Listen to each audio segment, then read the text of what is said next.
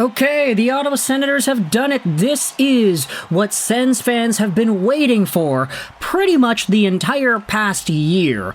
And I say year because, everything got derailed last year with the gambling.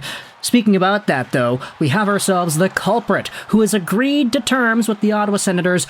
Shane Pinto has signed a 2-year, $7.5 million contract.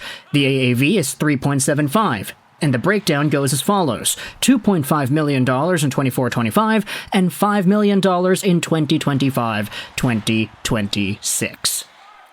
This also was tweeted out by Elliot Friedman, who went out there and spilled the beans. Neeler then replies, okay, wait, if you signed Shane Pinto to a $3.5 million AAV contract, what was the point in trading Mathieu Joseph then? Steve Staios is all over the place. You're acting like now they can't make any other signings or moves because Ridley Gregg does Mathieu Joseph's job for $800,000.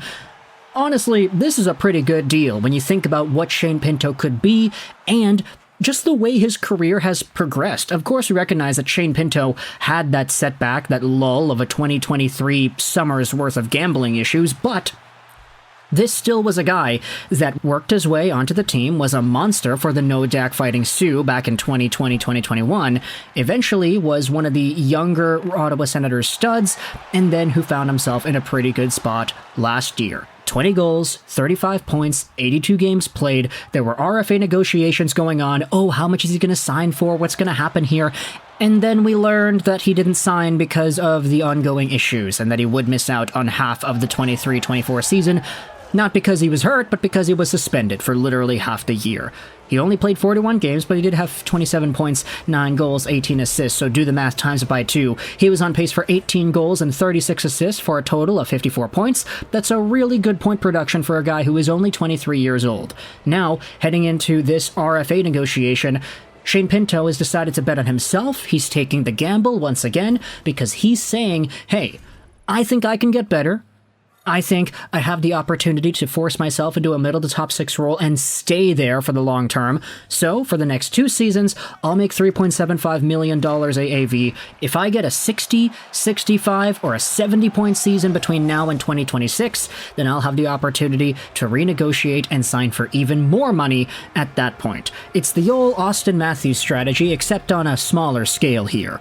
And of course, this helps out the Ottawa Senators because they're not committing a huge 8-year, $6-7 million AAV contract to a guy on their roster right now. There are still options. There's more flexibility in the short term.